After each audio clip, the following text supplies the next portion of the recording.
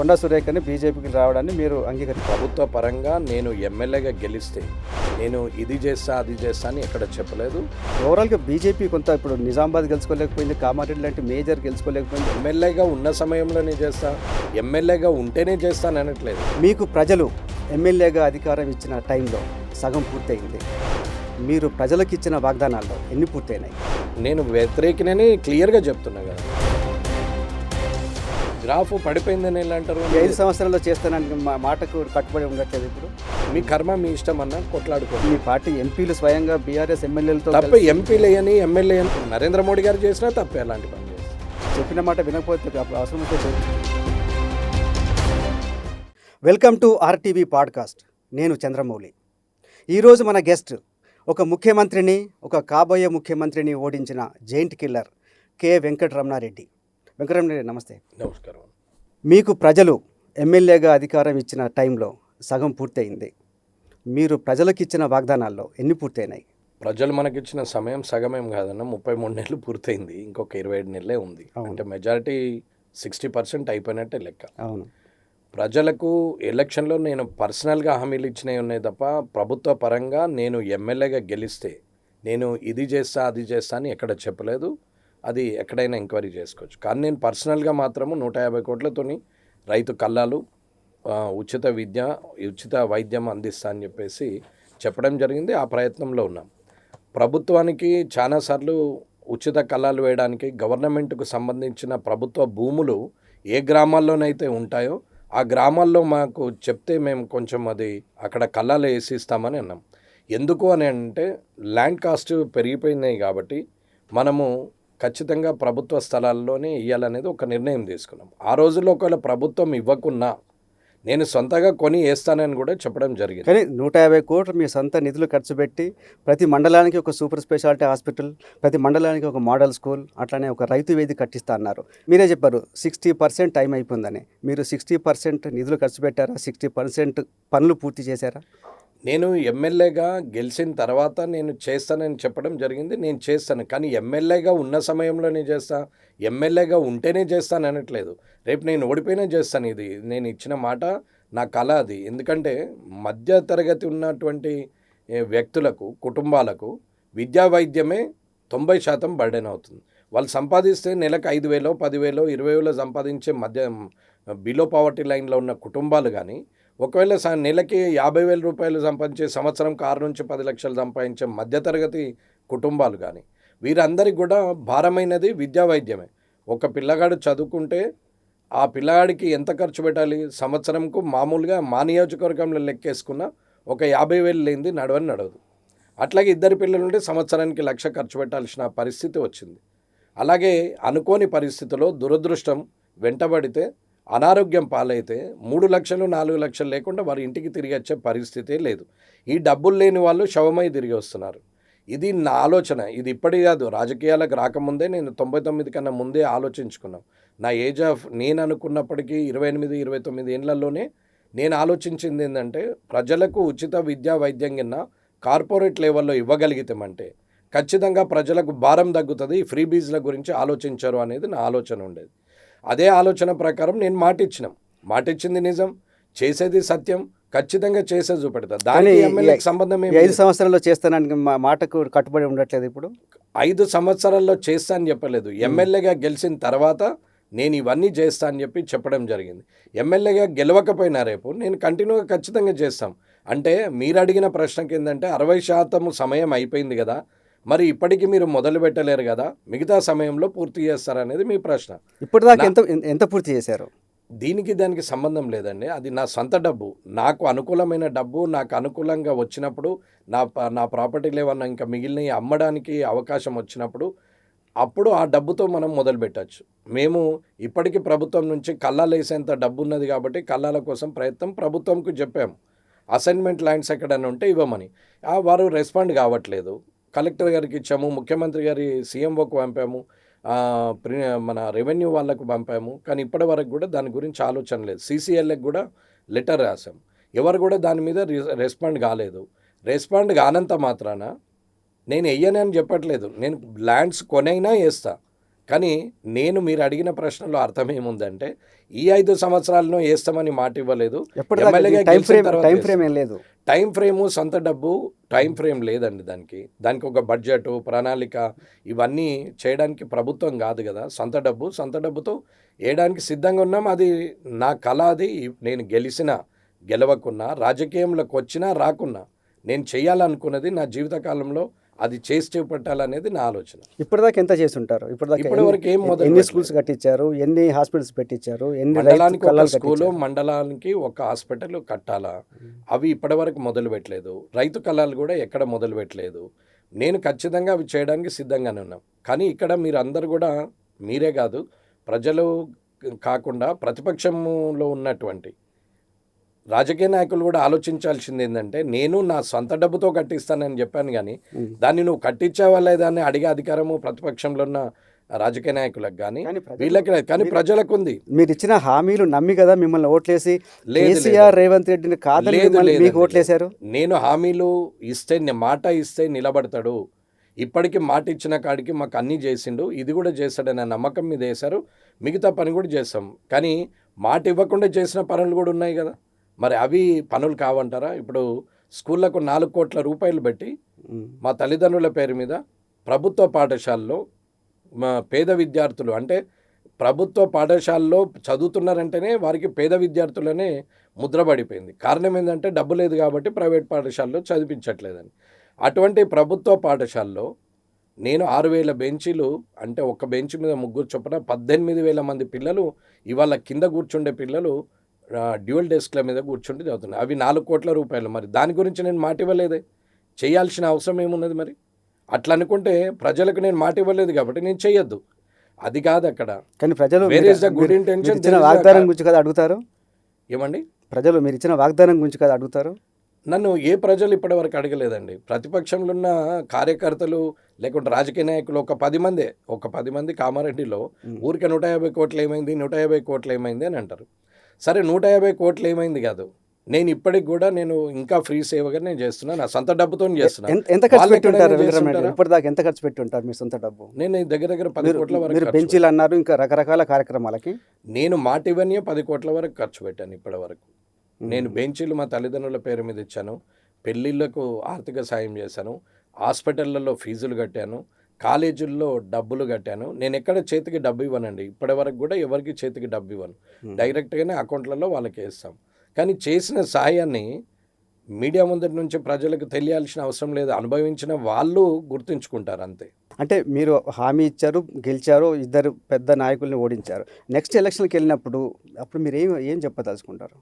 నేను ఏం చెప్పాను, నేను వాస్తవాలే మాట్లాడతాను, ప్రజలందరికీ తెలుసు, నిజాలు మాట్లాడతాడు, మాట ఇస్తే మాట మీద ఉంటాడు. అంటే నేనే తప్పు చేయలేదు కదా, నేను ఎందుకు మోమాట పడతాను? నేను ఇవాళ ప్రజల మధ్యన కూడా రెగ్యులర్గా అక్కడే ఉంటున్నా, కామారెడ్డిలోనే ఉంటున్నా, కామారెడ్డి క్యాంప్ ఆఫీస్లో ఉంటున్నా. ఇవాళటికి కూడా రోజుకి 800 నుంచి 1,200 మంది ప్రజలు యావరేజ్గా రోజుకు వస్తారు. ఎవరు కూడా మీరు ఈ వాగ్దానం ఇచ్చారు, మా హాస్పిటల్ కట్టినావా అది ఇదని ఎవరు అడగట్లేదు. కానీ వారు అడగట్లేదు కదా అని నేను ఊరుకోను, అది నా బాధ్యత, నేను ఖచ్చితంగా చేస్తాను. దీనికి రాజకీయానికి సంబంధం లేని వాగ్దానం అది. నేను ఇలా చేస్తానని చెప్పాను, అలా చేసే చూపెడతాను నేను ఖచ్చితంగా. కానీ కామారెడ్డిలో చాలా సివిక్ వర్క్స్ అన్ని పెండింగ్లో ఉన్నాయి, చాలా అసౌకర్యాలు ఉన్నాయి. ఈవెన్ కామారెడ్డికి వరదలు వచ్చి నీళ్ళలో మునిగిపోయే పరిస్థితి ఉంది. ఎమ్మెల్యేగా అక్కడ మీరు ఏం చేస్తున్నారు? కామారెడ్డికి వరద వచ్చిందంటే అది క్లౌడ్ బస్టర్ అయ్యి ఒకేసారి వర్షము అత్యధికంగా కురవడం వల్ల వచ్చింది. గత 60 సంవత్సరాలుగా, అంటే నేను పుట్టిన నుంచి నాకు 57 సంవత్సరాలు, 57 సంవత్సరాల్లో ఒక 10 సంవత్సరాలు పక్కన పెడితే 47 సంవత్సరాలు అయితే నాకు జ్ఞాపకం ఉంటుంది. ఈ 47 సంవత్సరాల్లో అలాంటి వర్షం ఎప్పుడు పడలేదు. అది రోజు పడుతుంది, ప్రతి సంవత్సరం పడుతుంది అనడానికి ఎక్కడ ఆధారాలు లేవు. క్లౌడ్ బస్టర్ జరిగింది, వాతావరణం సమతుల్యం కోల్పోవడం వల్ల జరుగుతున్నటువంటి ఉపద్రవాలు అవి. వాటి వల్ల వర్షం వచ్చి ఒక్కసారి ఫ్లడ్ వచ్చిందని ప్రతిసారి కామారెడ్డి మునిగిపోతుంది అనేది లేదు. ఇక రెండవది, ప్రభుత్వము స్వయాన ముఖ్యమంత్రి గారు చెప్తున్నాను, చీరిన డబ్బులు లేవు, నా దగ్గర డబ్బులే లేవు అని మాట్లాడుతున్నారు. అందులో పోను అక్కడ ఆయన ఓటమి చెందిన కాన్స్టిట్యున్సీకి ఇవాళ అందరూ నియోజకవర్గాల్లో ఎలా వస్తాయో అలా వచ్చేటివి వస్తున్నాయి. స్పెషల్ ఫండింగ్ అని ఏం లేదు. ఎన్ఆర్ఈజెస్ ద్వారా ఇప్పటికి ఒక 50 కోట్ల రూపాయల పనులు జరిగినాయి ఎన్ఆర్ఈజెస్ ద్వారా, సీసీ రోడ్లు. అలాగే దగ్గర ఒక 15 కోట్ల రూపాయల వర్కులు ఇప్పటి వరకు వచ్చినాయి. ఒక 25 కోట్లు సిఆర్ఎఫ్ ఫండ్ కింద సెంట్రల్ గవర్నమెంట్ నుంచి వచ్చింది. దగ్గర దగ్గర ఒక 100 కోట్ల పనులైతే ఈ 3 సంవత్సరాల్లో జరిగినాయి. కానీ స్పెషల్గా చూపించేటంతటి పని, ఒక ఐకానిక్ మోడల్గా ఉండేటట్టు ఒక వర్క్ని కానీ, లేకుంటే ఒక ల్యాండ్ మార్క్ అయిపోయే పనిని కానీ అక్కడ జరగలేదు. అది ప్రభుత్వం నుండి రావాల్సినటువంటి డబ్బులు. విజన్స్ నాకున్నా, ఐడియా నాకున్నా, కోఆపరేట్ చేయడానికి ప్రభుత్వం కూడా రెడీగా ఉంటే ఖచ్చితంగా చేయొచ్చు. కానీ రోడ్డు వెడల్పు చేయాలనేది నా కోరిక. నా ఇల్లే నేను రోడ్డు వెడల్పులో తీసేశాను. కానీ రోడ్డు వెడల్పుకు మళ్ళీ అడ్డం వచ్చేసి అది పని కానివ్వలేరు. కానివ్వకపోతే నేను ప్రజలకు చెప్పాము, అమ్మ ఇది చేస్తే బాగుంటుంది, లేదంటే మీ ఇష్టం, ఇబ్బంది అవుతుంది, వర్షాకాలంలో ఈ రోడ్స్ అన్ని ప్రాబ్లం అవుతుంది, మనం డ్రైనేజ్ సిస్టమ్ డెవలప్ చేయకపోతే మున్సిపల్లో ఎప్పుడు కూడా కామారెడ్డి మున్సిపాలిటీలో నీళ్ళు అలాగే ఉండిపోతాయి. స్టేషన్ రోడ్ ఉంది, అక్కడ నీళ్ళు నిలుస్తాయి. పోలీస్ స్టేషన్ ఉంది, దాని ముందర నీళ్ళు నిలుస్తాయి. అది తీయాలంటే ఆ రోడ్డు మీద ఉన్నటువంటి ఆక్యుపైడ్ అయినటువంటి మడిగల్ని తీసేస్తే దాని కింద డ్రైనేజ్ కట్టుకుంటూ పోవాలి. డ్రైనేజ్ శాంక్షన్ అయింది, కానీ ఆ వేకెంట్ చేయడానికి వాళ్ళు వేకెంట్ చేయట్లేదు. వేకెంట్ చేద్దామని అంటే ప్రతిపక్షంలో ఉన్నారు, మాది గవర్నమెంట్ ఉంది, మీరు ఖాళీ చేయొద్దని వాళ్ళు చెప్తున్నారు. ఇలాంటి కార్యక్రమాలు చేస్తే కష్టం. ఇప్పుడు నేను రోడ్డు వెడల్పు కార్యక్రమంలో నేను ఇల్లు తీసేశాను. ఆ రోడ్డు శాంక్షన్ ఉండేది. అది ఆ ఒక్క పంచముఖి హనుమాన్ టెంపుల్ దగ్గర కాంపౌండ్ వాళ్ళు తీసి పక్కకు కడదాము, రోడ్డు 50 ఫీట్ అవుతుందని చెప్పాను జనానికి. చెప్తే ప్రతిపక్షం వాళ్ళు వచ్చేసి బీజేపీలో గెలిచిండు, గుడిని తీసేస్తున్నాడు అని చెప్పి గొడవ పెట్టారు. కానీ కారణం గుడి కాదు, అక్కడ ప్రతిపక్ష నాయకుని ఇల్లు ఉన్నది, ఆయన ఇల్లు కూడా తీసేయాలి. 50 ఫీట్ల రోడ్డు ఉండాల్సిన దాని మీద 30 ఫీట్ల రోడ్లో ఆయన ఇల్లే ఉంది వితౌట్ పర్మిషన్. ఆ ఇల్లు తీసేయాలి. ఆ ఇల్లు తీసేయాల్సి వస్తుంది. జనానికి లేని రూమర్ చెప్పి మీ ఇళ్ళని పోతాయి, మీ ఇళ్ళని పోతాయి అన్నారు. ఎవరి ఇల్లు పోదు, మీరు ఏవైతే జగిళ్ళు కట్టారో, ఆక్యుపైడ్ అయ్యారో, ముందరికి వచ్చి రేకులు వేసారో అవి తీసేయండి, మీరు డ్రైనేజ్ కట్టేసి ఆ రోడ్ చేయొచ్చు అని చెప్పాము. 2 ఏళ్ల నుంచి అది పెండింగే ఉంది. మొన్న హ్యామ్ వచ్చిన తర్వాత రోడ్ క్యాన్సిల్ అయింది. నష్టం ఎవరికి? ప్రజలకి. అది ప్రజలు ఆలోచించాలా, నేను చెప్పింది వాస్తవమా కాదా అంటే ఇప్పటికి కూడా ఎంక్వైరీ చేసుకోవచ్చు. కానీ ప్రజలు ఓవర్ కాన్ఫిడెన్స్ వల్లనే సమస్యలు వస్తున్నాయి. ప్రజలు కదా, రాజకీయ నాయకుని అత్యుత్సాహం వల్ల ప్రజలకు సమస్యలు వస్తున్నాయి. ప్రజలకు ఎప్పుడు ఓవర్ కాన్ఫిడెన్స్ ఉండదు. భయాందోళన, ఏదో మునిగిపోతుందని రాజకీయ నాయకుడు మాట్లాడిండి అనుకుందాం, ఏమో అయిపోతుందేమో మా ఇండ్లు కూడా పోతాయని వాళ్ళు కూడా అనుకుంటారు కదా, సహజం అది. ఇప్పుడు నేను ఉదయం లేచి నా పని నేను చేసుకొని నా కుటుంబాని కోసం కష్టపడి నా ఇంటికి వస్తాను. బయట ఏం జరుగుతుందో తెలియదు. నేను 10-20 సంవత్సరాలు కష్టపడి కట్టుకున్నటువంటి ఇల్లు అది 50 గజాల్లో ఉంటే ఆ ఇల్లే పోతుందని పుకారు వచ్చినప్పుడు ఎట్లాగో ఆ కుటుంబం ఆందోళన ఉంటుంది. కాబట్టి వారు ఇబ్బంది పడతారు. ఇది రాజకీయ నాయకుల కల్పనే తప్ప ప్రజల ఓవర్ కాన్ఫిడెన్స్ మాత్రం కాదు, రాజకీయ నాయకుల అత్యుత్సాహం అది. కానీ ప్రజల్లో మీకున్న పలుకుబడి తగ్గిపోతుంది, ప్రజల ఆదరణ తగ్గుతోంది అనేది నిజం కాదా? మేబీ కావచ్చు, కాదని నేను ఏదని అనలేను. దానికి ఏం రూపం లేదు కదా. ఇక్కడ ఆక్సిజన్ ఉందా అంటే పీలిస్తే ఏర్పడుతుంది, అది ఆక్సిజన్ ఉన్నది. కానీ కామారెడ్డి ఏర్పడుతుంది. కామారెడ్డి మున్సిపల్ ఎలక్షన్లో మీరు పార్టీ ఓడిపోయింది కదా, మీకు 17 సీట్లు వస్తే 19 సీట్లు కాంగ్రెస్కి వచ్చింది. 16 సీట్లు మాకు వస్తే 19 సీట్లు కాంగ్రెస్ వచ్చింది. ప్రభుత్వం ఉన్న వాళ్ళకే 19 వచ్చింది, ఒక్కొని నేను ఉన్నోనికి 16 వచ్చినాయి. మరి నాకు ఆధారణ ఉన్నట్ట లేదా మీరే లెక్కేయచ్చు. కానీ ఓవరాల్గా బీజేపీ కొంత ఇప్పుడు నిజామాబాద్ గెలుచుకోలేకపోయింది, కామారెడ్డి లాంటి మేజర్ గెలుచుకోలేకపోయింది. ఎందుకు కొంత గ్రాఫ్ పడిపోయిందా బీజేపీది? గ్రాఫ్ పడిపోయిందని ఎలా అంటారు? మైనార్టీ ఈక్వేషన్ ఉంటుంది. ఇప్పుడు నాకు నేనంటే నన్ను అందరూ వెంకటరమణారెడ్డిగా మైనార్టీలు కూడా నన్ను ఆదరిస్తారు. కేవీఆర్ అంటే వాళ్ళకు కూడా ఇష్టమే, అన్న రమణాబాయ్ అని అంటారు. రమణన్న అంటే మైనార్టీలకు కూడా ఇష్టమే. నేను ఎమ్మెల్యేగా నాకు మైనార్టీలు కూడా ఓటేసారు. కానీ అదే కౌన్సిలర్కి వచ్చేసరికి ఈ ఎలక్షన్ వేరు కదా, నీకు సంబంధం లేదు కదా అనేది వచ్చింది. నేనన్నా అది కాదన్నా, ఇది పార్టీ అంటే లేదే, నేను అప్పుడు మీకే ఇష్టం దీనికి వెయ్యము అని మాట్లాడితే ఇంకేం అనలేని పరిస్థితి. అక్కడ 30,000 ఓట్లు ఉన్నాయి. మైనారిటీ స్లమ్ ఏరియా ఉంది, పర్చేస్డ్ ఏరియా ఉంటుంది, థింకింగ్ ఏరియా ఉంటుంది, మేధావులు ఉంటారు, చాలా మంది ఉంటారు. ఏ ఏరియాలో గెలవాల్సిందో ఆ ఏరియాలో గెలిచింది. ఎక్కడైతే మైనారిటీ ఏరియాస్ ఉన్నాయో అక్కడ పోయింది. మైనారిటీలు మేధావులు బీజేపీకి ఓటు వేయలేదని చెప్తున్నారు. బీజేపీకి వేయలేదు, వెంకటరమణారెడ్డికి వేశారు. కానీ అప్పుడు కూడా వేశారు కదా, అదే పువ్వు గుర్తు కదా అంటే అది ఒప్పుకోరు, అది మీ పర్సనల్ అంటారు. సరే, ఇంకా వాళ్ళని ఇంకా ఎక్కువ కన్విన్స్ చేసే పరిస్థితుల్లో లేకుండే. మీరు మీ సొంత ఒక ట్రస్ట్ పెట్టారు, ట్రస్ట్ ద్వారా కేపీ రాజారెడ్డి జనసేన ట్రస్ట్ ద్వారా చాలా కార్యక్రమాలు చేపడుతున్నారు. ఏంటి దాని గురించి కొంచెం వివరిస్తారు? ఇప్పుడు నేను ఎప్పుడు చేసినా నేను నాన్నగారి పేరు మీద, అమ్మగారి పేరు మీదనే ట్రస్ట్ ద్వారానే చేస్తున్నాం. అయితే ఎప్పుడైతే బిఫోర్ ఎలక్షన్ నేను చేసినటువంటి వర్క్ కూడా సమాజ సేవ కూడా ట్రస్ట్ ద్వారానే జరగాల. అప్పటికి ట్రస్ట్ ఎస్టాబ్లిష్మెంట్ కాలేదు. సో ఇప్పుడు గెలిచిన తర్వాత ట్రస్ట్ ఎస్టాబ్లిష్మెంట్ అయిన తర్వాత ఫస్ట్ మనము ఆఖరి సఫర్ గాడి అంటే మైనారిటీలకు ఇచ్చిన వైకుంఠ రథం అది. నేను 24 లక్షలు పెట్టి కామారెడ్డిలో ఉన్నటువంటి ముస్లిం సోదరులకు వారు శ్మశాన వాటిక పోవడానికి వారికి ఇబ్బంది అవుతుంది కాబట్టి ఒక వెహికల్ కొనిచ్చిన. ఇప్పటికీ దగ్గర దగ్గర 400 నుంచి 500 మందికి ఇవాళ శ్మశాన వాటికకు అవైలబిలిటీ అయింది ఆ వెహికల్ వల్ల. మైనారిటీల్లో నిజంగా చాలా స్లమ్ పీపుల్ అంటే పూర్ పీపుల్ ఉంటారు. వారు ఇంట్లో ఉన్న వాళ్ళందరూ కష్టపడ్డా వారు బతకడం కష్టంగానే ఉంటుంది. వారి ఇళ్లలో ఎవరైనా చనిపోతే డీసీఎంలోనో ఆటోలోనో ఒక మోటార్ సైకిల్ మీద ఎత్తుకొని పోయే పరిస్థితి ఉంది. ఇవి నేను చదువుకుంటున్నప్పటి నుంచి చూస్తున్నాం కామారెడ్డిలో వాళ్ళ పరిస్థితి. సరే ఇలాంటి పరిస్థితిలో ఉన్న వాళ్ళకి ఏమైనా చేయాలనుకొని ఎలక్షన్ బిఫోరే నేను ఆ బండి కొని తెచ్చిపెట్టినాం. అప్పుడు తీసుకోవాలంటే అప్పుడు కొందరు లీడర్లు ఏమన్నారంటే ఉస్సే క్యా లేనే కా హమ్తో బీజేపీ కా సామ్నే సర్ झुकने का नहीं है, वो बीजेपी वाले बीजेपी दिए तो हम कई को लेते हम नहीं लेते बोल के बोला.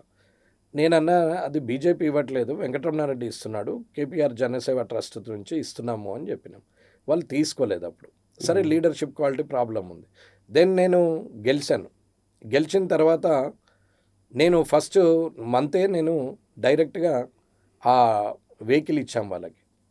ఈ నంబరు మీరు కాల్ చేస్తే ఫ్రీగా వస్తుంది, నో డీజిల్ నో బత్తా, ఎవ్వరికి రూపాయి ఇవ్వాల్సిన అవసరం లేదు. ఈవెన్ వాటర్ సర్వీసింగ్ కూడా మేమే చేయించుకుంటాం, మీరు ఈ నంబర్కి ఫోన్ చేయండి అని నంబర్ ఇచ్చాం.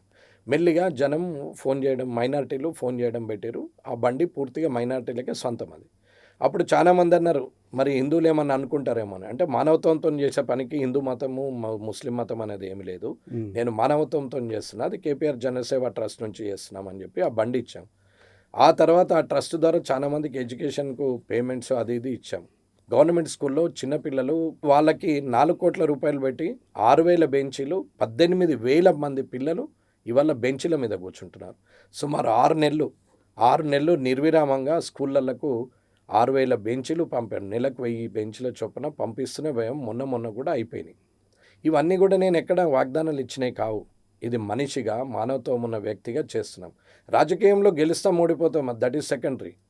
ఇవాళ ఇద్దరి మీద గెలిచినని నేను ఏ ఇంటర్వ్యూలో చెప్పుకోలేదు ఇప్పటివరకు. అసలు నేను నా జ్ఞాపకంలో మదిలో కూడా లేదు నేను వాళ్ళ మీద గెలిచినానే అహంకారం కానీ ఆలోచన కానీ ఎక్కడ లేదు. ఏ పేపర్ స్టేట్మెంట్లో లేదు, ఏ మీడియాలో లేదు. చెప్పకపోయినా అది వాస్తవం, అది నిజమైనా నాకు అవసరం లేదు. నన్నుగా గెలిపించిరు నా ప్రజలు అనుకుంటున్నాను తప్ప వాళ్ళిద్దరి మీద గెలిచినామనే అహంకారం లేదు. రెండవది, రేపు ప్రొద్దున నేను ఒక అనామకుని చేతిలో ఓడిపోవచ్చు, అమాయకుని చేతిలో. అనామకుడు అంటే కూడా తప్పు. అమాయకుని చేతిలో, కొత్త ముఖం చేతిలో కూడా నేను ఓడిపోవచ్చు. మీరేమనుకుంటున్నారు, వచ్చే ఎలక్షన్లో మిమ్మల్ని ప్రజలు గెలిపిస్తారా? నేను అట్లేం లేదండి. I'm not greedy. నేను ఓపెన్గా అందరికి చెప్పాను, నాకు పోటీ చేయాలని కానీ నేను పోటీ చేసి గెలవాలని అంత గ్రీడీ పిచ్చి నాకు లేదండి. నేను జనం కోసం పనిచేస్తాను. వారికి నచ్చితే గెలిపిస్తారు, లేకుంటే లేదు. తప్పేం లేదు. నేను ఓడిపోదు. నేను మందు పంచను, డబ్బులు ఇవ్వను. ప్రజలే గెలిపించాలా. మంచోడు ఉన్నాడు, మంచిగా ఉన్నది అనుకుంటే గెలిపిస్తాడు. నాకన్నా మంచోడు వచ్చిండనైనా వేరే అతన్ని గెలిపించచ్చు, లేదా నేనే బాగలేనని నన్ను ఓడగొట్టవచ్చు. ఏ రకంగానైనా ప్రజలు భావించవచ్చు. కానీ నేను చెప్పేది ఏంటంటే, నేను వ్యక్తిగతంగా ఎప్పుడు కూడా దిగజారిపోయే వ్యక్తిని కాదు. నేను దిగజారాల్సిన అవసరం లేదు. నేను నాన్ కరప్టెడ్. నేను ఎవరి దగ్గర కూడా రూపాయి తీసుకుని ఎవరిని ఇబ్బంది పెట్టను. కానీ నా దగ్గరికి న్యాయం అని వస్తే న్యాయం కావాలంటే న్యాయం మీ ఇస్తాను. ప్రత్యర్థి షబ్బీర్ అలీ మీ మీద చాలా తీవ్రమైన ఆరోపణలు చేస్తున్నాడు. వెంకటరమణారెడ్డి కరప్షన్ కింగ్ అని అంటున్నాడు. చూపించాలి కదా, ఒక్క మాట చూపిస్తే అయిపోయి. అలా కొడుకు రేప్ కేసులు ఉండని చెప్పినాము, కోర్టులో డిఫమేషన్ సూట్ వేసిండు, నడుస్తుంది కదా. ఇప్పుడు నేను వేయలేదే డిఫమేషన్ సూటు, ఎందుకంటే వ్యక్తిగా నేను తప్పు చేయలేదు, నేను కరప్షనే చేయలేదు. నాకు తెలుసు, జనం చెప్తారు కదా, నేను చెప్పాలని. ఇప్పుడు నేను మంచివాడిని అనుకుంటే అది మూర్ఖత్వం. మీరు మంచోళ్ళు అని చెప్పొచ్చు, కానీ నేను మంచివాడిని అని చెప్పుకోవడానికి వీల్లేదు. నన్ను ఎదుటివాడు అనాల మంచివాడు అనేది. అది జనం అంటారు కదా, జనం అందరికీ తెలుసు ఈయన తీసుకుంటాడా లేదా. అక్కడ ఉన్న కాంట్రాక్టర్లు, బిజినెస్ పీపుల్, ట్రేడింగ్ చేసేటోళ్ళు, ఫైనాన్షియల్ వెల్ ఎస్టాబ్లిష్మెంట్ ఉన్న ల్యాండ్ లార్డ్స్, ప్లాట్ ఓనర్సు, కొత్త బిల్డింగ్లు కట్టేవాళ్ళు, మున్సిపల్లో బిల్డింగ్ కన్స్ట్రక్షన్ చేసిన వాళ్ళు, ప్రాపర్టీ ఉన్నవాళ్ళు, వీళ్ళందరూ కూడా ఎలా ఉంటాడనేది చెప్తారు. లేనోళ్ళు, గరీబ్ గాళ్ళు, ఆటోలు నడుపుకుంటోళ్ళు, కూలి పని పోయేటోళ్ళు, వాళ్ళు కూడా చెప్తారు పోతే ఎంత మర్యాద ఇచ్చి మాట్లాడతాడు అనేది. ఇక్కడ ఉన్నోడు లేనోడు తారతమ్యం లేదు. నా దగ్గరికి వస్తే లైనే. ఉన్నోడు రాని, లీడర్ రాని, ఎవరైనా రాని, ఈవెన్ నా కార్యకర్త వచ్చినా ఎట్లా వస్తే గట్లనే లోపలికి రావడం తప్ప మధ్యలో వచ్చినందుకు ఏదో ఖద్దరు బట్టలు వేసుకుంటే డోర్ ఎంట్రీ అనేది ఏం లేదు. ఉదయం 7 గంటల వల్ల వస్తే వాళ్ళు మొదలు పెడితే అక్కడి నుంచి టైంను బట్టే లోపలికి వస్తారు. సో ప్రజలు అనాలి. ఆయన అంటాడు, అలిగేషన్ పెడతాడు. నేను కూడా చెప్పినాం. అయినా ఒక వ్యక్తికి ప్రజల్లో అభిమానం ఉండి ప్రజలు ఆయన మాట వింటారన్నప్పుడు ఆలోచించాలా. అసలు ఆయననే తప్పుదోవల ప్రయాణం. అటువంటి వ్యక్తి నన్ను అంటే నేనేం బాధపడాల్సిన అవసరం లేదు. నేను పట్టించుకోలేదు కదండి. సగం టైం పైగా అయిపోయింది. హాఫ్ ఇయర్లీ ఎగ్జామ్స్ అయిపోయినాయి. ఈ హాఫ్ ఇయర్లీ ఎగ్జామ్స్లో మీకు ఎన్ని మార్కులు వేసుకుంటారు మీరు? నేను ఎందుకు వేసుకుంటానండి? ప్రజలు వేయాలా. ఆ ప్రజలు వేసేది ఫుల్ ఇయర్ అయిపోయిన తర్వాత మొత్తం 5 సంవత్సరాలు అయిపోయినాక ఓటు ద్వారా చెప్తారు ఈయన ఫెయిలా పాస్ అనేది. ఫెయిల్ అయినా సంతోషమే, పాస్ అయినా ఇంకా సంతోషమే. ప్రజల కోసమే అట్లయినా పనిచేసేవాడిని, ఇట్లయినా పని. ఒకసారి మీరు రివ్యూ చేసుకుంటే సగం పీరియడ్ పైన అయిపోయింది. మీరు ఏమనుకుంటున్నారు మీ పర్ఫార్మెన్స్ గురించి? మీకు నేను ఇవాళటి కూడా నాతోనైనా పనులు చేస్తున్నాను. అక్కడ ప్రజలు క్యాంప్ ఆఫీస్కి వచ్చిన ప్రతి ఒక్కరికి కూడా న్యాయం ఉంటే మాత్రం హెల్ప్ అవుతుంది. ఇప్పుడైతే అక్కడ డిస్ప్యూట్స్ లేవు, పోలీస్ స్టేషన్ల కేసులు తగ్గినాయి. కావాలంటే మీరు ఎస్పీ గారిని కూడా అడగచ్చు, ఆ జిల్లా ఎస్పీ గారిని, పోయిన ఎస్పీ గారిని కూడా అడగచ్చు. నేను గెలిచిన నుంచి ఇప్పటి వరకు ప్రతి పోలీస్ స్టేషన్లో 40% కేసెస్ డౌన్ అయినాయి. అక్కడ జనాలకు ఎట్లా డౌన్ అయినాయి? పోరు, ఎవరు పోతలేరు, గొడవలే లేవు. ఎక్కడ కూడా పొలిటికల్ గొడవలు అసలే లేవు. మెయిన్గా అవి కేసులు ఎక్కువ ఉంటాయి. పొలిటికల్ గొడవలు లేవు. ఎవరైనా నన్ను ఏమన్నా దూషించినా ఇవాళ కాకపోతే రేపు అర్థం చేసుకుంటారులే అని వదిలేస్తా తప్ప నేను ఆయన మీద కక్ష కట్టే వ్యక్తిని కాదు. అంటే ఏమైనా కేసులు వస్తే మీరు సెటిల్ చేస్తారా? అంటే భార్యాభర్తలది డిస్ప్యూట్ వస్తుంది, చెప్తాము, వస్తే పిలిపిస్తాం. ఇక్కడ వాళ్ళని అక్కడ వాళ్ళని. కలవాల్సింది మీరు, ఉండాల్సింది మీరు. ఫ్యూచర్ ఉంటుంది, పిల్లలు ఉన్నారు, వారిది భవిష్యత్తు, ఒక్కరిది కాదు. ఇది నలుగురు కలిసి ఉన్న దాన్ని కుటుంబం అంటారు. మన నిర్ణయం ఒక్కరి నిర్ణయం కాదు, ఇది నలుగురు నిర్ణయము. పుట్టిన పిల్లల భవిష్యత్తు ఇది అని చెప్తాము. కొన్ని ఈగో ఫ్యాక్టర్స్ ఉంటాయి, సంజాయించి చెప్పి అట్లా కాదు ఇట్లా కాదన్న. ఎవరింట్లో సమస్యలు లేవు. నా ఇంట్లో లేదా? నా భార్యకు కూడా నేనంటే కోపం ఉంటుంది. ఎందుకంటే అన్ని బయట వంచేస్తున్నాడు, నాకేం గోనియరని నా భార్య అనుకుంటుంది. కానీ నా భార్య అనుకుంటుందని విడాకులు అయితే తీసుకోలేము కదా, అది పద్ధతి కాదు కదా అని సంజాయిస్తే వాళ్ళు వింటారు. అన్నదమ్ముల గొడవలు అవుతాయి, ల్యాండ్ గురించి వస్తారు, గట్టు పంచాయతీలు, ఆస్తి పంచాయతీలు వాళ్ళు కూడా వస్తారు. డైలీ వచ్చే వాళ్ళే వాళ్ళు అంటున్నాను కదా, వాళ్ళు వస్తారు. వాళ్ళు వచ్చిన తర్వాత వాళ్ళకి చెప్తాను నేను, అన్న ఇప్పుడు మీరు ఎంత 2 ఎకరాలు ఉంది, ఇద్దరి మధ్యన ఒక గుంట సమస్య. గుంట కాస్ట్ ఎంత ఉంటుంది? ఎకరం 20 లక్షలు వేసుకుందాము. గుంట కంటే 50,000 రూపాయలు. 50,000 రూపాయలు గుంటకుంటే నువ్వు కొట్లాడుతున్నావు, పోలీస్ స్టేషన్కి పోతావు, ఖర్చు కాలేదా? ఊర్లో పంచాయతీ చేసినావు, ఖర్చు అయితే లేదా? కోర్టుకు పోతావు, లాయర్కు ఫీజు ఇవ్వవా? ఇవన్నీ కలిపితే 1,00,000 2 లక్షలు అవుతుంది కదా. తోడబుట్టిన అన్ననో తోడబుట్టిన తమ్ముడో తింటే తప్పేంటి? వాడు తిన్నాడని చెప్పి పక్కోనికి పాలోనికి పెడతావు కానీ వీనికైతే పెట్టవే. నీ ఎంబట ఇంతమంది వచ్చిర్రు కదా, వీరందరూ కూడా వట్టికి పోతారా? సాయంత్రం ఎక్కడో దగ్గర హాల్ట్ చేయాల్సిందే కదా. మరి ఈ ఖర్చులన్నీ చూస్తే ఈ ఖర్చు ఎంత ఒకసారి లెక్కేయనంటే అర్థం చేసుకుంటారు. అప్పటి వరకు పెట్టిన ఖర్చు వాళ్ళ కళ్ళల్లో తిరుగుతుంది, ఏర్పడుతుంది. ఊర్లో 2-3 పంచాయతీలు 4 పంచాయతీలు అయినాకనే వస్తారు నా దగ్గర. 90% సాల్వ్ అవుతాయి. 10% రేర్ కేసెస్. 90% ఇంకా మోర్ దెన్ దాట్. కానీ ఒక జనతా గ్యారేజ్ నడుస్తుంది మీ ఇంట్లో. మార్నింగ్ 8 నుంచి నైట్ 9 వరకు కంటిన్యూగా ఉంటానండి. వాళ్ళందరూ కూడా వస్తుంటారు. నేను ఫీల్డ్లో తక్కువ తిరుగుతాను, ఓపెన్గా నేను చెప్తున్నాను. అంటే మీరు న్యాయం అనుకున్నది చెప్తారు, మీ మాట నేను న్యాయం అనుకున్నది చెప్పడం కాదు, వారికి అర్థమయ్యేటట్టు చెప్తాను. వాళ్ళే సెటిల్ చేసుకుంటారు. నేను డిసిషన్ మేకర్ని కాదు. ఒక విషయం మీకు చెప్తానండి, మీ ద్వారా ప్రజలకు అర్థమయ్యేది చెప్తాను. ఇప్పుడు ఒక డిస్ప్యూట్ అవుతుంది, ఒక వ్యక్తి న్యాయం చెప్తాడు అనుకుందాం, ఒక 4 వ్యక్తులు న్యాయం చెప్తారని అనుకుందాం. విన్న వాళ్ళది గొప్పతనమా, చెప్పిన వాళ్ళది గొప్పతనమా? మీరు చెప్పండి. అంటే న్యాయం చెప్పాలి, విన్న వాళ్ళది గొప్పతనమే. న్యాయం చెప్పే వాళ్ళది కూడా న్యాయం చెప్పేవాళ్ళది ఏం గొప్పతనం కాదండి. న్యాయం చెప్పేవాళ్ళది ఏమి లేదు, విన్న వాళ్ళదే గొప్పతనం. న్యాయం కూడా చెప్పాలి. వినేటట్టు చేయడము నీ తెలివి తప్ప ఆ వ్యక్తికి అర్థమయ్యేటట్టు చెప్పే విధానం ఉంటుంది. ఆ వ్యక్తికి అర్థమయ్యేటట్టు చెప్పాలా. ఓకే, అంటే మీరు చెప్పిన మాట వినకపోతే అప్పుడు అవసరం వస్తే బెదిరించలేదు. అసలు నేను ఎప్పుడు కోపం రాను, బెదిరివ్వను. మీ కర్మ మీ ఇష్టం అన్నా, కొట్లాడుకోండి అని చెప్తాం అంతే, ఇంకేమనం అంతే. మీ ఇష్టం అన్నా, ఇది కంపల్షన్ కాదు. నేనేం సినిమా యాక్టర్ని కాదు. ఇక్కడ ఉన్న ఫ్యాక్టర్ చెప్తున్నాము. మీకు నచ్చితే సంతోషం అనుకుని, నచ్చలేదు మీ ఇష్టం అన్నా. కానీ మీకు ఎప్పుడైనా, ఇప్పుడు కాకపోయినా 2 ఏళ్ళు 3 ఏళ్ళు 4 ఏళ్ళు 5 ఏళ్ళు ఎన్నడో ఒక రోజు నేనైతే జ్ఞాపకం వస్తాను, అరే ఆనాడే చెప్తే లొల్లిపోతుండే కదా, ఆనాడే ఒప్పుకుంటే ఈ బాధ ఉండకపోవు కదా అనేది అనిపిస్తుంది. ఒక్క క్షణం మీరు ఆలోచిస్తే అర్థమవుతుందని చెప్తాను. రోజు జరుగుతుంటాయి పంచాయతీలు ఇంట్లో? ఆల్మోస్ట్ డైలీ 3, 4, 5 ఆ. తెగుతూనే ఉంటాయి. వందల మంది వాళ్ళ సొంత చిన్న చిన్న పనుల మీద వస్తూ ఉంటారు. ఉమ్. ఈ కాంప్లికేషన్ ఉన్న వాళ్ళందరూ కూడా నడమలో వచ్చేస్తూ ఉంటారు. ఆల్మోస్ట్ అవుతాయి. మీరు చెప్తుంటే ఒక రంగా జనతా గ్యారేజ్ సినిమా గుర్తుకొస్తుంది. వచ్చిన ప్రతి అన్న సమస్య జనతా పరిష్కారం గ్యారేజ్ చేసి- ఏమో ప్రాబ్లం ఉంది అని వచ్చినప్పుడు న్యాయం కోసం చేస్తారు. ఆ సినిమా ఉంది, 2 ఫైట్లు, 4 పాటలు బాగుంటుంది. కానీ ఇది ఒక్కొక్క పంచాయతీ చెప్పాలంటే కనీసం 3 గంటలు 4 గంటలు పడుతుంది. చాలా పెయిన్ఫుల్గా ఉంటుంది. బ్యాలెన్స్ చేయాలా, ఎవరు హట్ కాకుండా చూడాలా, ఇద్దరు ఎక్కడ కూడా రేజ్ కాకుండా చూడాలా, చాలా బ్యాలెన్స్గా మాట్లాడాల్సి వస్తుంది. ఆ ఓపిక్గా మాట్లాడతాం. చాలా మంది డిస్ప్యూట్స్లో పెట్టరు లీడర్స్, ఎందుకు నెత్తిన ఏదో ఒక సైడ్ ఉంటారు. అవును. కానీ నేను అట్లా కాదు. 100 మంది బయట మాట్లాడుతుంటారు కదా, అరే ఆడికి పోతే ₹1 ఖర్చు కాలేదు, ఉల్టా ఆయన్నే 3 సార్లు కాఫీ తాగిపించి పంపించిండు అని మాట్లాడదు. అది సరిపోతుంది కదండి. గెలవకపోవచ్చు కానీ నేను వెనకకి మరీ చూసుకుంటే ఈ 3 సంవత్సరాల్లో నేనేం చేసిన అంటే ఇవన్నీ చెప్పుకోవచ్చు. ఇబ్బంది ఏం లేదు. సొంత పైసలతో సర్వీస్ చేసినాం, ఎక్కడ ₹1 తినలేదు. అభివృద్ధి అంటే మోర్లు రోడ్లే కాదన్న. ఇన్ఫ్రాస్ట్రక్చర్ డెవలప్మెంట్ అని అంటే రోడ్లు మోర్లు వస్తుండొచ్చు, కానీ హ్యూమన్ స్ట్రక్చర్ డెవలప్మెంట్ చేస్తున్నాం. మనిషి క్యారెక్టర్ను ఎస్టాబ్లిష్మెంట్ చేసినప్పుడు, మనుషులు మంచి ఆలోచనతో ఉన్నప్పుడు సొసైటీ బాగుపడుతుంది. సొసైటీ బాగుపడితే ఆటోమేటిక్గా ఆర్థిక లాభం అవుతుంది. ఆర్థిక లాభం అయితే రాష్ట్రానికి లాభం అవుతుంది. రాష్ట్రానికి లాభం అయినప్పుడు తిరిగి నిధులు వస్తాయి. ఈ సైకిల్ని మర్చిపోయి ఎంతసేపు అప్పులు చేయాలా, రోడ్లు వేయాలా, అప్పులు తీసుకురావాలా, మోర్లు వేయాలా, ఫ్లైఓవర్లు కట్టాలంటే ఏమొస్తుంది? మీరు వెంకటరమణ గారు, మీరు చాలా ఫ్రీక్వెంట్గా రాజకీయాల్లో విలువలు ఉండాలని మాట్లాడుతుంటారు, తర్వాత సిద్ధాంతానికి కట్టుబడి ఉండాలని. మీరు చెప్పే సిద్ధాంతాలు బీజేపీలో ఉన్నాయా? బీజేపీ నాయకులు కట్టుబడి ఉంటున్నారా?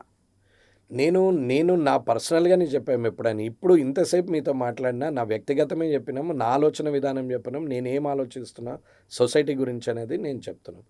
అన్న సొసైటీ గురించి నేను ఆలోచించేది అందరూ మారాలని, కొందరు మారకపోవచ్చు.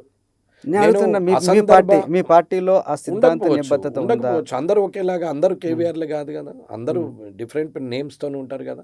నేను నా వ్యక్తిగతంగా ఎలా ఉంటే బాగుంటుంది, పార్టీకి లాభం ఎలా అవుతుంది, వ్యక్తి హుందాగా ఉంటే ఏం లాభం అవుతుంది, వ్యక్తి నిష్కల్మషంగా ఉంటే ఏమవుతుంది, వ్యక్తి నాన్ కరప్టెడ్గా ఉంటే ఏమవుతుంది అనేది నేను చెప్తున్నాను. పార్టీకి పేరు వస్తుంది అనేది చెప్పినాం.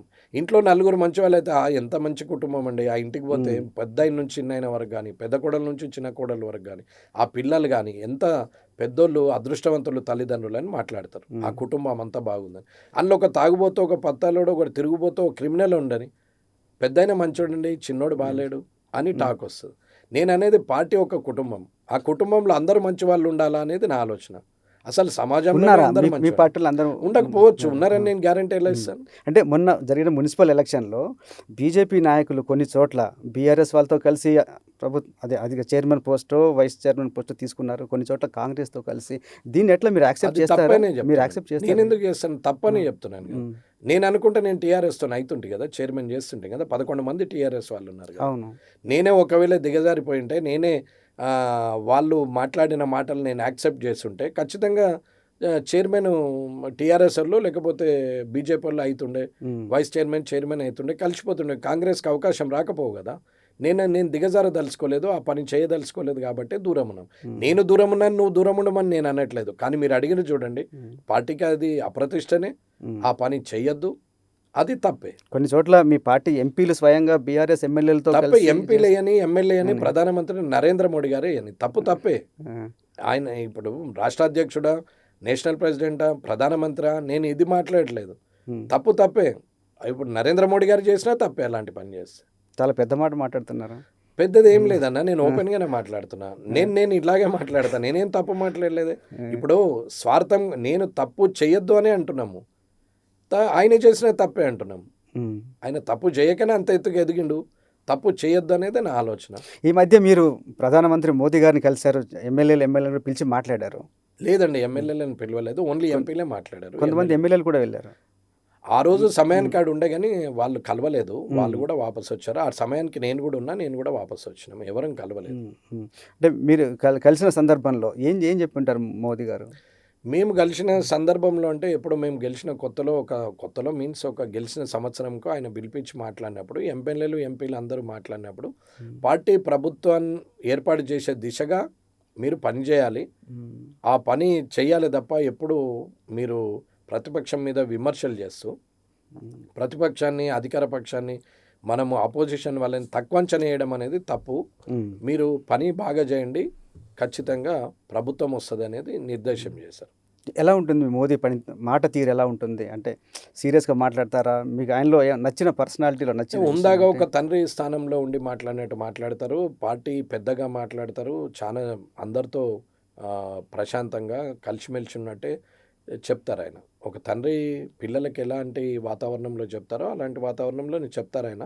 చాలా హుందాగా ఉంటారు, చాలా హుందాగా మాట్లాడతారు.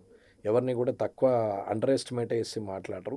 చాలా బాగానే చెప్పారు. ఆయన చెప్పిన దాన్ని ఫాలో కావాలనేది కూడా అందరం అనుకున్నాం. రానున్న కాలంలో ప్రభుత్వం తీసుకురావాలనేది కూడా ఆలోచన.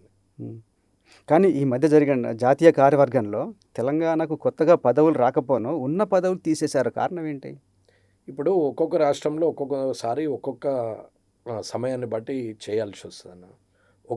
ఒక వ్యాపారంలో కానీ, ఒక సంస్థలో కానీ, లేకపోతే ఒక రాజకీయ పార్టీలో కానీ అక్కడున్న పరిస్థితులను బట్టి, అనుకూలతను బట్టి, అవసరాన్ని బట్టి పదవులు మారుతూ ఉంటాయి.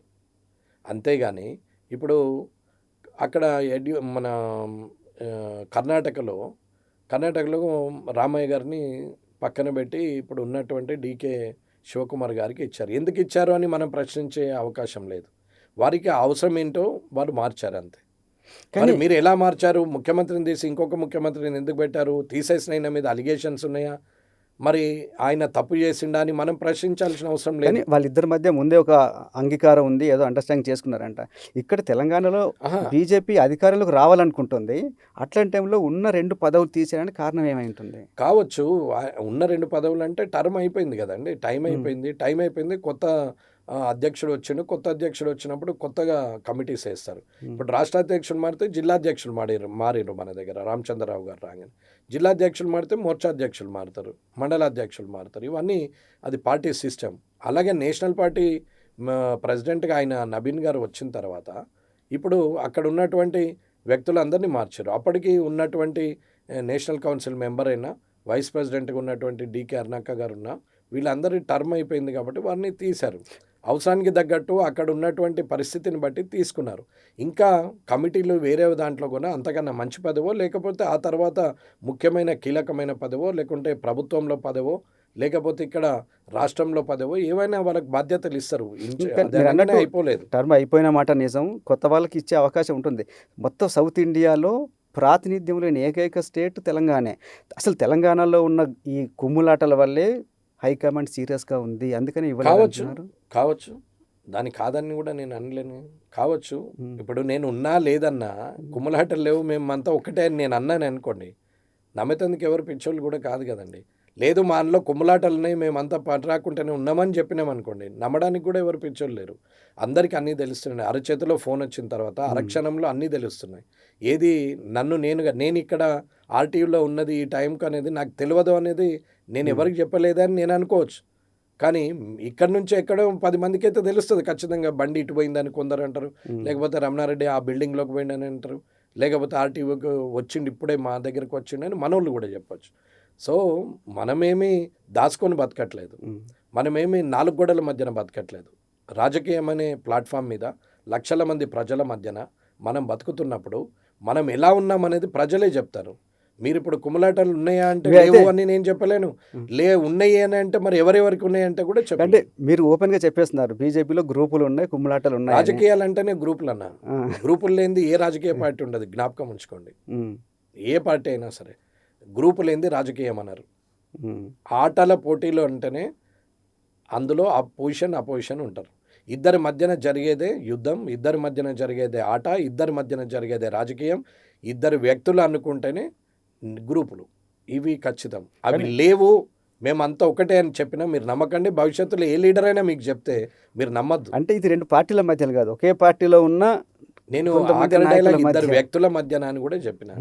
ఇద్దరు వ్యక్తుల మధ్యన ఉండేదే గ్రూపులు. ఒకే పార్టీలో ఇద్దరు వ్యక్తుల మధ్యన ఉండేదే గ్రూపు. 3 వ్యక్తులు ఉన్నా, 2 వ్యక్తులు ఉన్నా గ్రూప్ అంటారు. కానీ ఒకే గ్రూప్లో అందరం ఉన్నామనేది చెప్పడం. కానీ ఒకే గ్రూప్లో ఎవ్వరు ఉండరు. గ్రూప్ ఖచ్చితంగా ఉంటుంది. ఈటల రాజేందర్కి బండి సంజయ్ మధ్యలో ఇష్యూస్ ఉంటాయి, బండి సంజయ్ మధ్యలో అరవింద్ మధ్యలో ఇష్యూస్ ఉంటాయి, కిషన్ రెడ్డికి లక్ష్మణ్ మధ్యలో ఇష్యూస్ ఉంటాయి. ఇవన్నీ సమాజపరంగా ఆలోచన విధానంలో తేడా ఉన్నప్పుడు ఖచ్చితంగా ఉంటుంది. ఇప్పుడు వెంకటరమణారెడ్డి అంటే కూడా పడకపోవచ్చు, తప్పేం లేదు దాంట్లో. మీకు ఎవరితో ఉన్నాయి విభేదాలు? నేనైతే అందరితో కలుపుకొనే పోతాను, నాకు అవసరం కూడా లేదు. నేను ఎవరు వచ్చినా లేచి నిలబడతాను. నాకన్నా చిన్నోడు వచ్చినా పెద్దోడు వచ్చినా వయసులో పదవిలా ఎట్లున్నా నేను లేచి నిలబడతాను. ఈవెన్ మామూలు వ్యక్తి వస్తేనే నేను ఎమ్మెల్యేగా లేచి నిలబడతాను. నాకేమీ ఇబ్బంది లేదన్న. నేను అందరితో కలిసే ఉంటాం, నవ్వుతూనే ఉంటాం, మంచిగానే ఉంటాం. నాకేం గ్రీడీ కాదు అని చెప్పినాం కదా. మీరు గ్రీడీ కాదు అని చెప్తున్నారు, ఇంతకుముందు కూడా చెప్పారు ఆ మాట. రాజకీయాల్లో మీ గోల్ ఏంటి? తెలంగాణ ముఖ్యమంత్రి కావాలనుకుంటున్నారా లేదా? ఎందుకు అనుకుంటాం. కావాలనే కోరిక ఉంది, చెయ్యాలనే ఆలోచన ఉంది, ప్రజలకు మంచి చేయాలని చెప్పిన అప్పులు లేని తెలంగాణను చూపెట్టాలన్నది, పేద విద్యార్థులు బాగా చదువుకోవాలనేది, పెట్టుబడి లేని వ్యవస్థ అంటే విద్యా వ్యవస్థ అనే పరిస్థితికి తీసుకురావాలన్నది, వైద్యం ఫ్రీగా ఇవ్వాలని ఉన్నది. చాలా ఆలోచనలు ఉన్నాయి. నాకంటూ కొన్ని ఆలోచనలు ఉన్నాయి. ప్రజలకు ఏం చేయాలనే ఆలోచన ఉంది. ఎందుకు నాకు అవకాశం వస్తే కావడానికి, ఇదేంటి ప్రధానమంత్రి కావడానికి కూడా ఇష్టపడతాము, కాదనేటోళ్ళు ఏమున్నారు. దాంట్లో ముఖ్యమంత్రి కావాలనేది ఉంటుంది. ఒక ఎమ్మెల్యేగా రాజకీయంలోకి వచ్చినప్పుడు నేను ఫస్ట్ కౌన్సిలర్గా వచ్చినాము, ఓడిపోయినాము, జడ్పీటీసీకి గెలిచినాము. నెక్స్ట్ స్టెప్ జిల్లా పరిషత్ చైర్మన్ కావాలనుకున్నాము. అప్పుడు రాజశేఖర రెడ్డి గారు ఉండే, కాంగ్రెస్లో ఉండే, జిల్లా పరిషత్ చైర్మన్ అయినాము. ఆ తర్వాత ఎమ్మెల్యే కావాలనుకున్నాం, గ్యాప్ వచ్చింది, ఇప్పుడు ఎమ్మెల్యే అయినాం. ఆ తర్వాత మంత్రి కావాలనుకుంటాం, ముఖ్యమంత్రి కావాలనుకుంటాం, ఎంపీ కావాలనుకుంటాం, ప్రధానమంత్రి కావాలనుకుంటాం. అన్న ఇది రాజకీయంలో అడుగులు స్టెప్పులు, అది ఒక్కొక్క అడుగు పైకి వెళ్ళాలనుకుంటాం. కానీ ఎదగడానికి ఒకరిని తొక్కాల్సిన అవసరం లేదు, ఎదగడానికి నలుగురిని బలి చేయాల్సిన అవసరం లేదు, ఎదగడానికి ఎదుటోళ్ళ మీద ఆరోపణలు చేయాల్సిన అవసరం లేదు. నేను నమ్ముకొని ఎదగాలనుకుంటా. నేను నలుగురికి మంచి చేస్తూ నలుగురిని పట్టుకొని పైకి పోవాలనేది ఆలోచన ఉంటుంది. కానీ రాజకీయంలో రెండు రకాలు. ఒకటి తనతో పాటు నలుగురిని పైకి తీసుకుపోవడం, అది నేను అనుకున్న మార్గం. కొందరికి కొన్ని ఆలోచనలు ఉంటాయి, తను ఎదగాల ఇంకా నలుగురిని తొక్కాలనేది. తొక్కుకుంటూ పోయేటోళ్ళు తొక్కుకుంటూనే పోతారు, నలుగురిని లేపుకుంటూ పోయేటోళ్ళు లేపుకుంటూ పోతారు. ఆ final destination god will be decided. లేపుకుంటా బయట కొంచెం స్లోగా అవుతారేమో. స్లో అయినా పర్వాలేదు, ఎట్లాగో మోసేవాడికి బరువు ఎక్కువ, అలసట కూడా ఎక్కువనే ఉంటుంది. కానీ కావాలనే కోరిక ఉన్నప్పుడు గమ్యం ఖచ్చితంగా చేరే తీరుతారు కదా. 2006లో మీరు రేవంత్ రెడ్డి ఒకేసారి జెడ్పీటీసీ మెంబర్లు అయ్యారు. అవును. 20 సంవత్సరాలు ఆయన ముఖ్యమంత్రి అయ్యారు. అవును. వెంకటరమణారెడ్డి గారి గోల్ ఏంటి? ఎప్పుడు సీఎం కావాలి అని ఒక టార్గెట్ అయినా పెట్టుకున్నారు? నేను కూడా ముఖ్యమంత్రి కావాలనే ఉంది, కానీ ఇప్పుడు అవుతా అని నేను చెప్పట్లేదు. అవకాశాలు, సమయము, సందర్భం కలిసి వచ్చినప్పుడు రావచ్చు. నేను కాకపోయినా పర్వాలేదు, నేను అనుకున్న ఏదే పార్టీ అవుతుందో ఆ పార్టీ ప్రభుత్వంలోకి వస్తే ఎవరైనా పర్వాలేదు, న్యాయం చేయగలిగే స్థాయిలో పార్టీ ఉండాలనేది నా ఆలోచన. ముఖ్యంగా ఆయన నేను ఒకేసారి వచ్చాము. కానీ 2006లో నేను జడ్పీటీసీ, ఆయన జడ్పీటీసీ. 2008లో ఆయన ఎమ్మెల్సీకి వెళ్ళిపోయాడు. 2009లో నేను జిల్లా పరిషత్ చైర్మన్ అయ్యాను. ఆయన 2009లో ఎమ్మెల్యేగా మళ్ళీ గెలిచారు. తర్వాత 2014లో రాజకీయంగా నేను వెనుకబడిపోయినా, ఆయన ఎమ్మెల్యేగా గెలిచాడు. తర్వాత 18లో ఓడిపోయాడు. తర్వాత పీసీసీ ప్రెసిడెంట్ అయ్యాడు. 19లో ఎంపీ అయ్యాడు. తర్వాత పీసీసీ ప్రెసిడెంట్ అయ్యాడు. తర్వాత ముఖ్యమంత్రి అయ్యాడు. అంత స్పీడ్గా ఎట్లా ఆయన ముఖ్యమంత్రి కాగలిగారు? ఎందుకండి, మా సంజయ్ గారు కూడా అయినట్టే కదా, దాంట్లో ఏమున్నది. సంజయ్ గారు కూడా కార్పొరేటర్గా ఓడిపోయారు, ఎమ్మెల్యేగా కార్పొరేటర్గా గెలిచారు, ఎమ్మెల్యేగా ఓడిపోయారు. ఎమ్మెల్యేగా ఓడిపోయాక 2018లో ఆయన నేను ఇద్దరం ఎమ్మెల్యేగా పోటీ చేస్తాం. ఆయన ఓడిపోయాడు, నేను ఓడిపోయాను. 19లో ఆయనకి ఎంపీ ఛాన్స్ వచ్చింది, ఎంపీ అయ్యాడు. 20లో ప్రెసిడెంట్ అయిపోయాడు. తర్వాత నేషనల్ కౌన్సిల్ మెంబర్ అయిపోయాడు. తర్వాత కేంద్ర మంత్రి అయ్యాడు.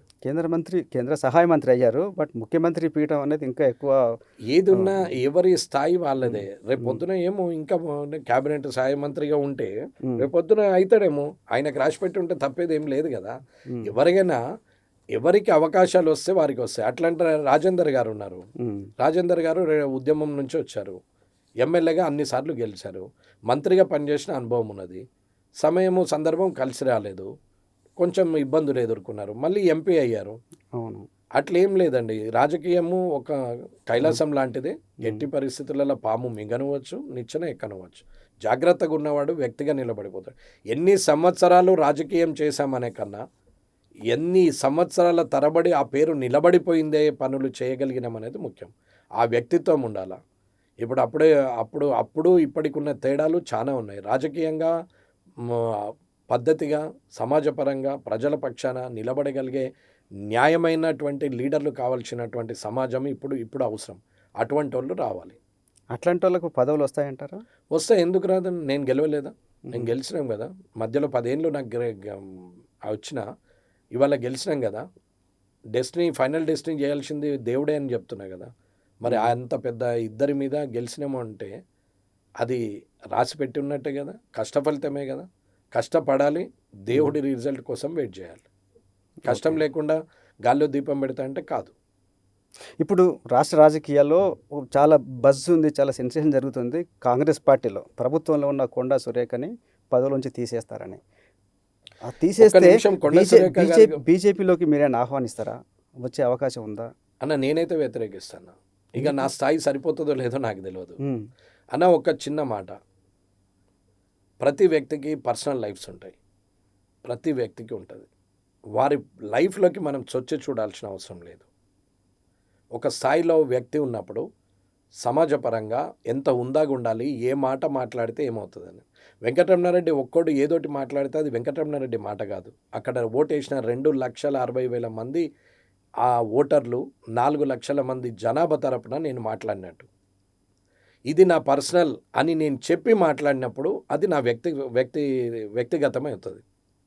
కానీ నేను ప్లాట్ఫామ్ మీద ఏదో ఒకటి మాట్లాడతా, నా ముందట మీడియా ఉంది కదా అంటే తప్పన్నా. ఆ రోజే కట్టడి చేయాల్సింది.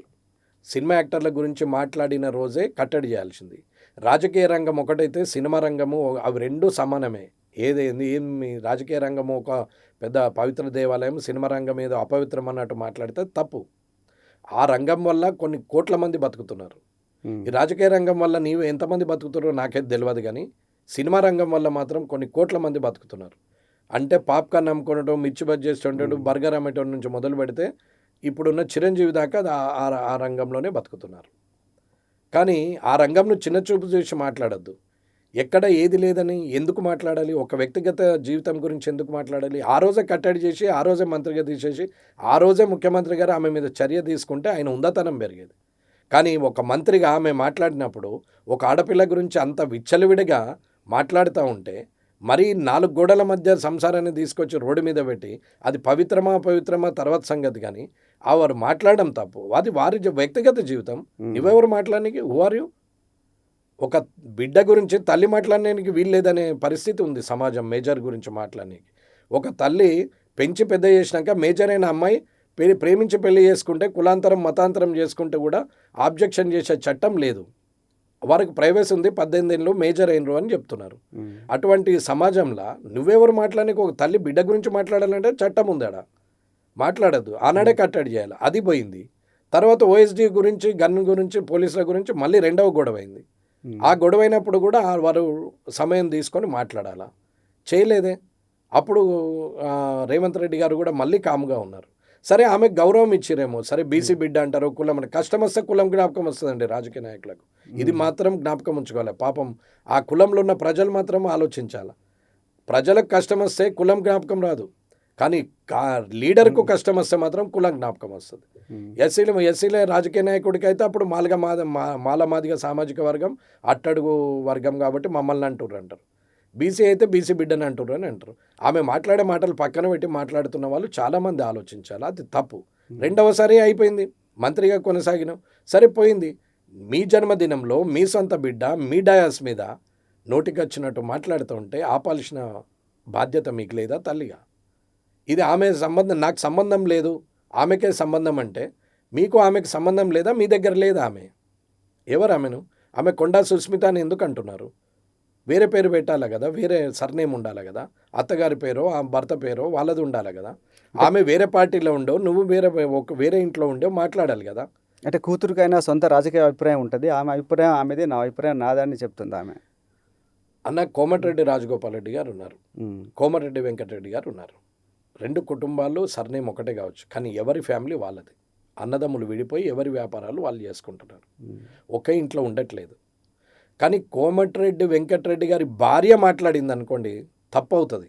కోమటిరెడ్డి గారి తమ్ముడు రాజగోపాల్ రెడ్డి మాట్లాడితే తప్పు కాదు. ఒకవేళ అది కంబైన్డ్ ఫ్యామిలీ అయితే తప్పే అవుతుంది.